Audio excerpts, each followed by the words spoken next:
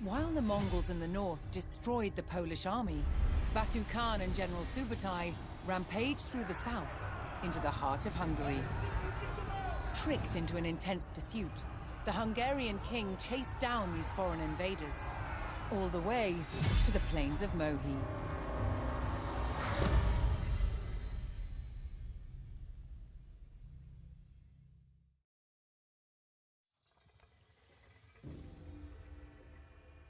Alrighty, welcome to 1241 again, the Battle of Mohi, luring the Hungarian army to a carefully chosen battle site. Batu Khan and General Subutai prepare their warriors for another tactical fight. It's a bit of a shame that we don't get to see Genghis Khan's death live. I would like to know more about Genghis Khan.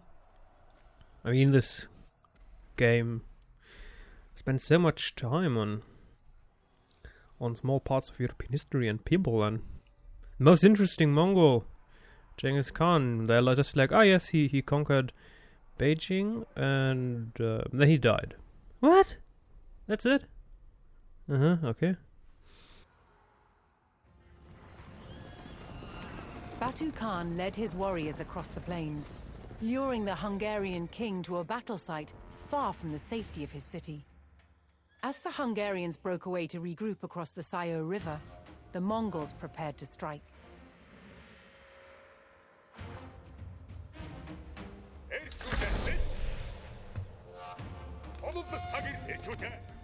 General Subutai would soon arrive to join Batu, having escorted the Mongol camp to the battle site. While the Khan waited for his general, the Mongol vanguard would probe across the bridge to the north.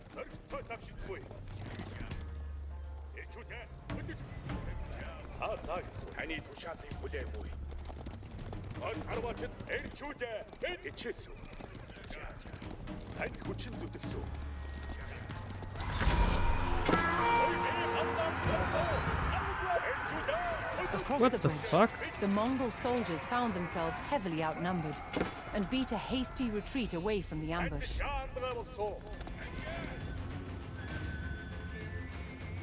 What the...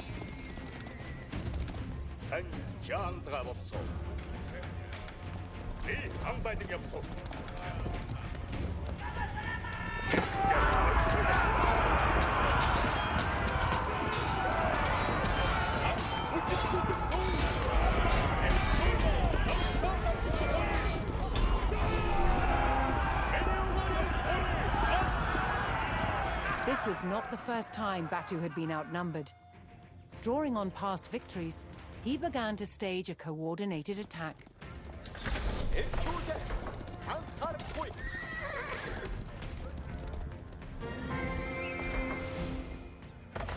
Arriving at the battle site, General Subutai quickly assessed the situation.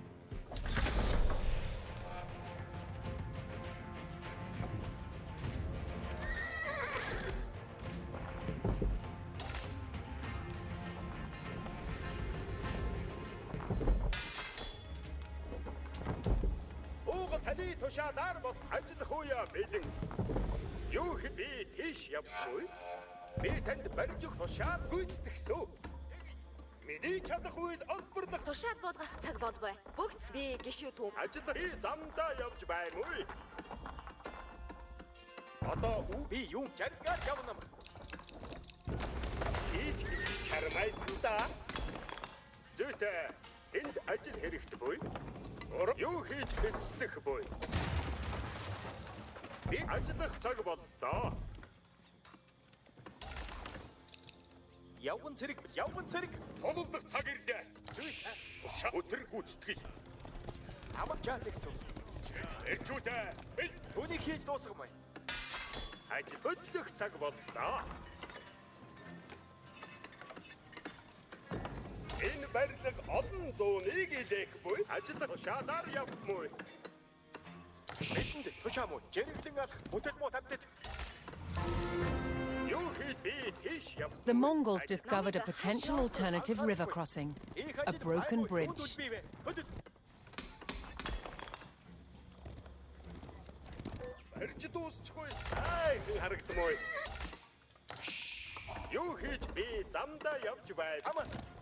Эрчүүдэ сүрийг үзүүлмөө.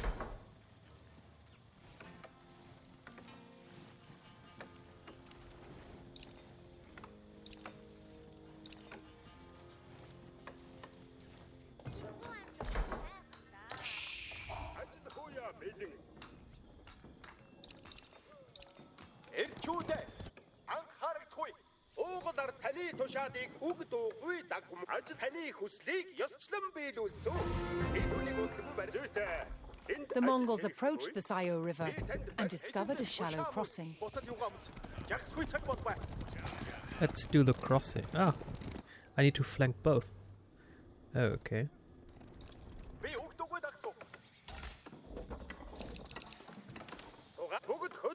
Надуур ажил өгнөгүй. Ажиллах цаг боллоо.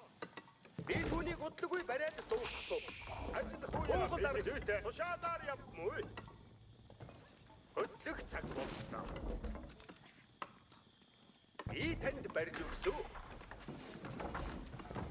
Уран барьсан баймуу.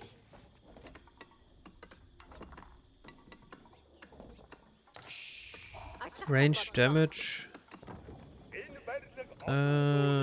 Mongo die in the Khan. Those are Mongo die. Okay, so that's very good.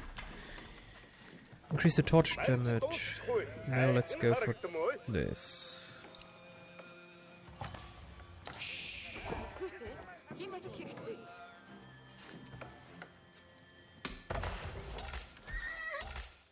Ажиллах би тийш явмаа. Ажиллах цаг бол. За, өтөр хөдлөмөө.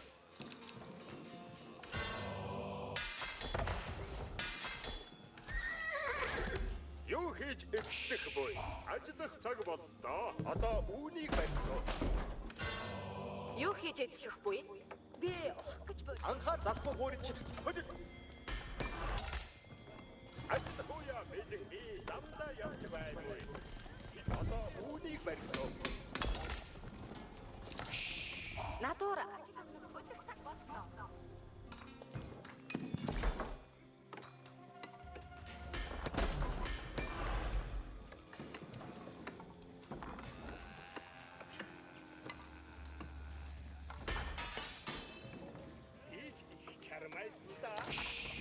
Юу хийж эзлэх буй? Уран барьсан баймуу? Зүйтэй, тушаадаар явмуу. Ажиллах уяа бэлэн.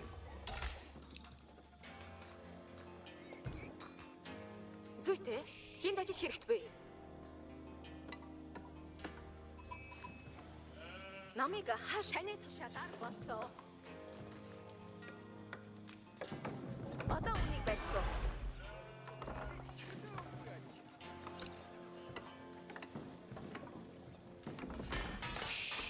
Юу хийж эзлэх буй?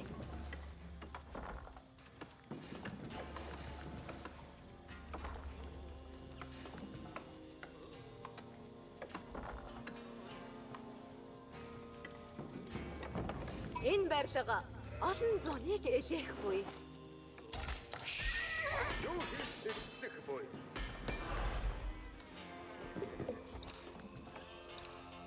Зүйтэй, энд Зүйтэй, тушаалаар явмуу. Ажиллах цаг боллоо. Би замдаа явж баймуу. Би танд барьж өгсөн. ажиллах цаг боллоо. Бидэнд тушаа ботод юугаас зүйтэй. Энд ажил хэрэгтгүй. Хөдлөх цаг боллоо.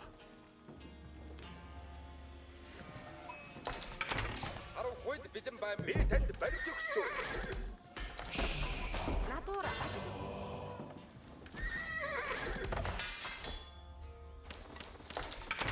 Энийг харахгүй буй.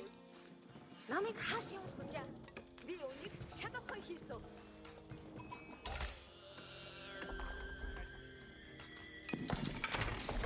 Бидэг та юу хэмээн шууя.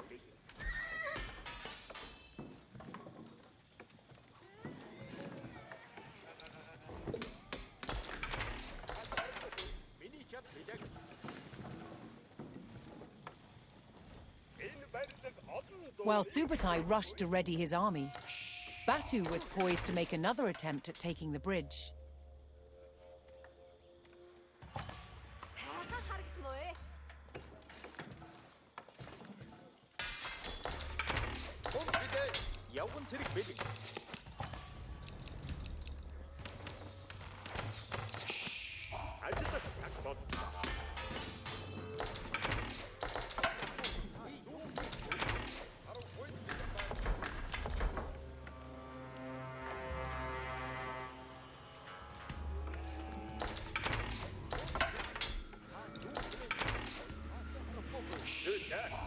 хуяа гэлээ. Иш юу хийж эцлэх бой.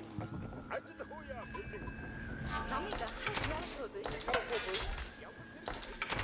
Харин гойд бэлэн баамүй.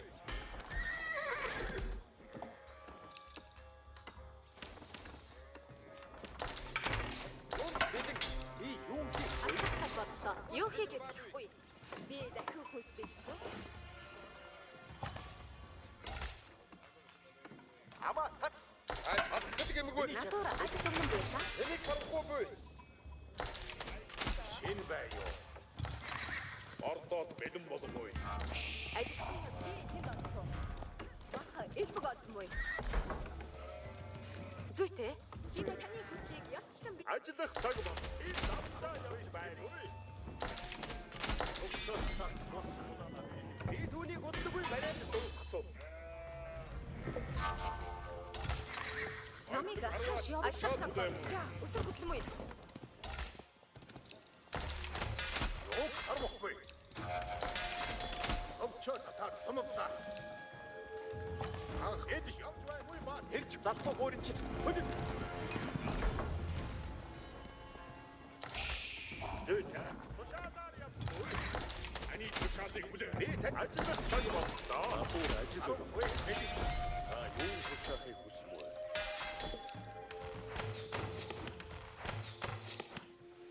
Бат сурыг үзүүл. Жиргэлэн явсоо.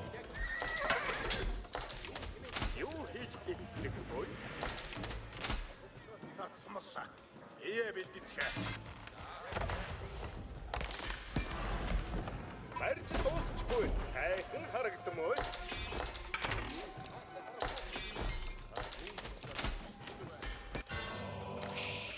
Юу хийж эзлэхгүй?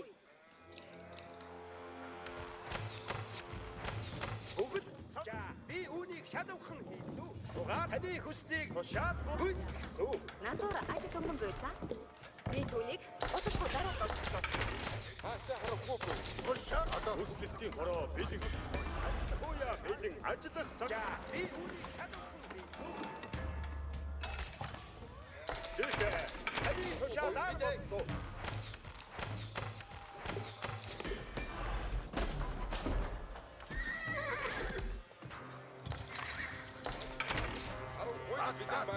Сонслоо.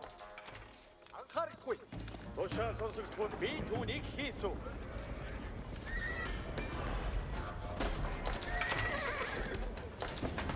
Тушаалыг тасгуяа бэлэн.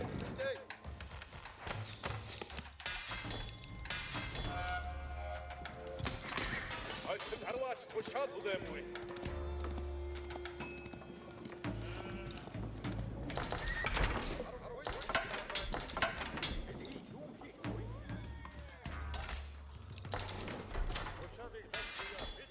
Тушаалыг гэж баймүй. Бос.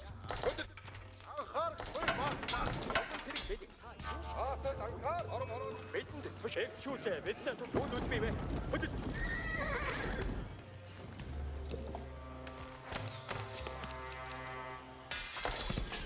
Ажил хөөе бэлэн. Ама хат. Тушаалч баймүй. Дууссан байх нь сайн чанаа. Тушаал хүлээх үед бид. Хаатай сонсоо. Тушаалыг бүгдөө дагаж байна. Юу хийх вэ? Баатад сонс шинээр хэрчүүдээ. Өтөрмөл явсуу. Бид ажил хийхдээ. Тушаалыг дагаж байна. Тушаалыг.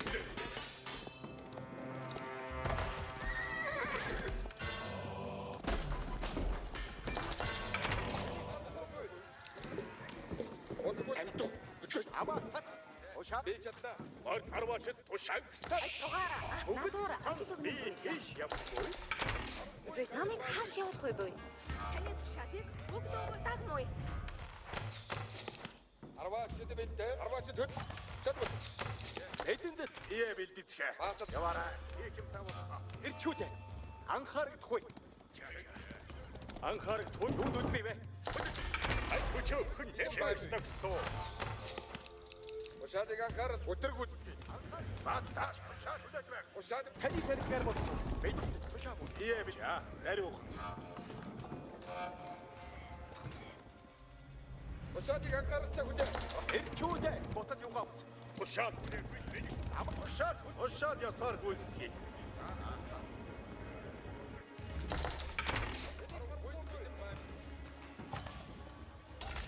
тушаад ир босоод төдөл харваачта.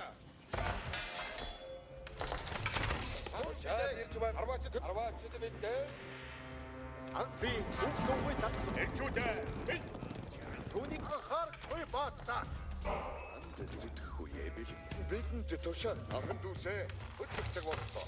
Тушаадыг анхаар тушаад одохгүй туш. Хороо тукей муу.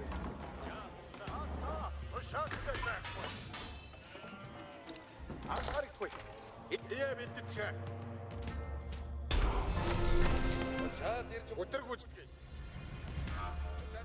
Batu Khan saw his opportunity and pushed across the bridge to meet the Hungarians head-on.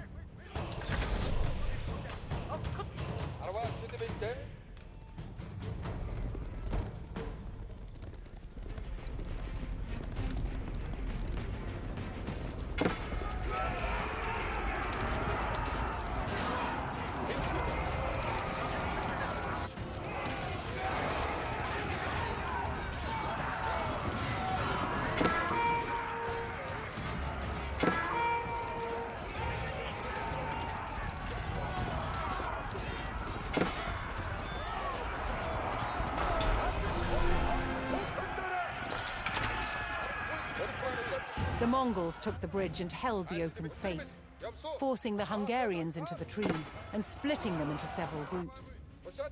Now the Mongols could drive the Hungarians back to their camp. One small space with nowhere to run.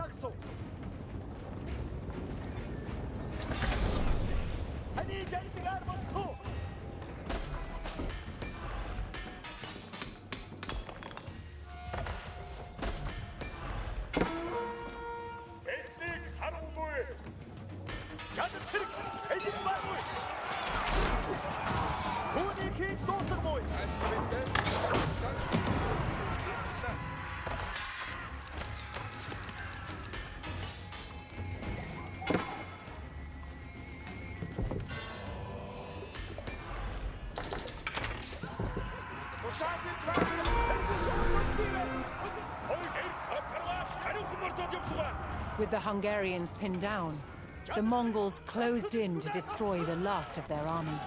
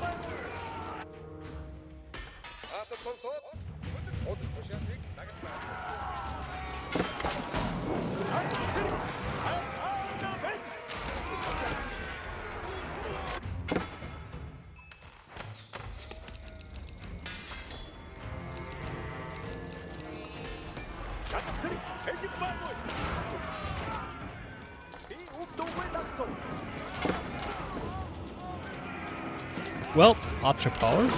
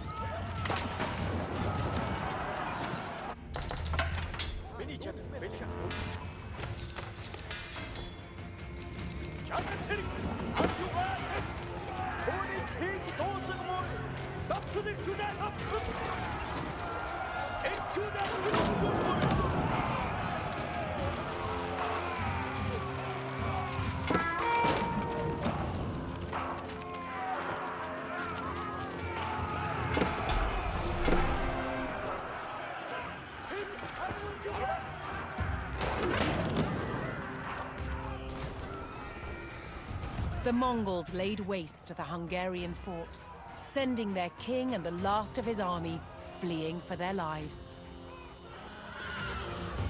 Once again, Batu Khan and General Subutai had outwitted and utterly destroyed their European enemies, striking terror into the heart of the West.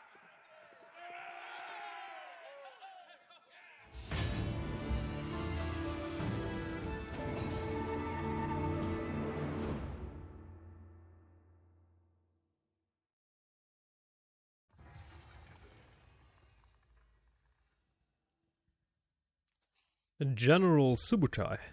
During Genghis Khan's early reign, he appointed a young boy as his loyal door guard. Seeing potential in his dedication, the boy remained at the Khan's side and grew up learning his strategies. He would rise to become one of Genghis Khan's dogs of war, an elite group of his most accomplished generals. His name was Subutai. War after war, Subutai demonstrated his shrewd ability to judge an enemy's weakness and exploit it. His unconventional methods led the Mongols to easy victories across Asia and into Europe.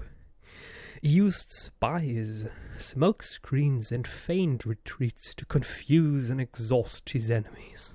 He coordinated sudden, multi-pronged assaults across vast distances with devastating results. Subutai remains a legendary figure for both his brutality and his cunning. We've seen that While one. the Mongols in the north What is that? The multi-bow crossbow? The Mongols used all manner of ingenious machines, from trebuchets to giant crossbows.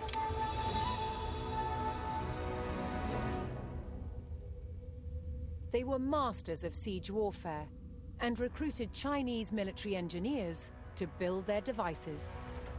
In this copy of an 11th century Chinese manual, Justin Ma has discovered an unusual weapon. This is a triple crossbow, a large triple crossbow in an arrangement where we have two bows in front, and here's the weird thing. You've got one bow in the back, facing backwards.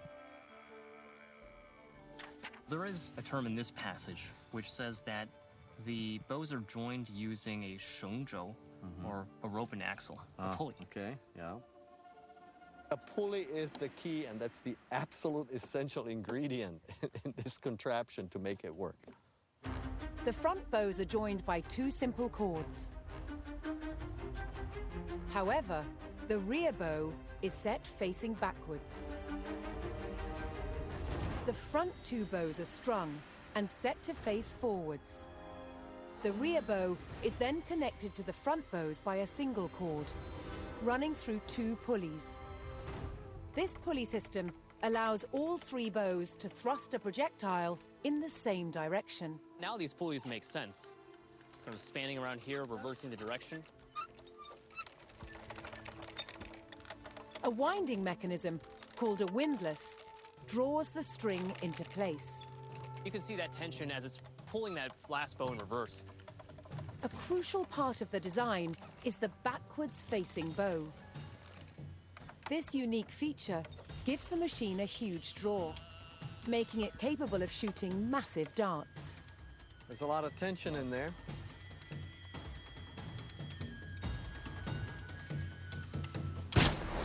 The projectile strikes with impressive force. Golly. Well, it's gone through three. Piercing 3 boards on the first attempt, the team decides to increase the challenge. Let's do it. Quite exciting. Let's see if it really can punch a hole through that fourth one. It went all through 3 of them, and it punched a slight hole on the side of the fourth. In battle, such weapons might be used to penetrate shields, but this heavy oak barrel poses an even greater challenge. Aha, we got the hole. Look at it. A lot of leaking out. I didn't think we're going to be able to punch this. I mean, it's just incredible. This is impressive. I mean, this took a lot of force, too. Look at the thickness of it. And this is some hard wood. I mean, this is not just some particle board here. Okay? I mean, this is incredible.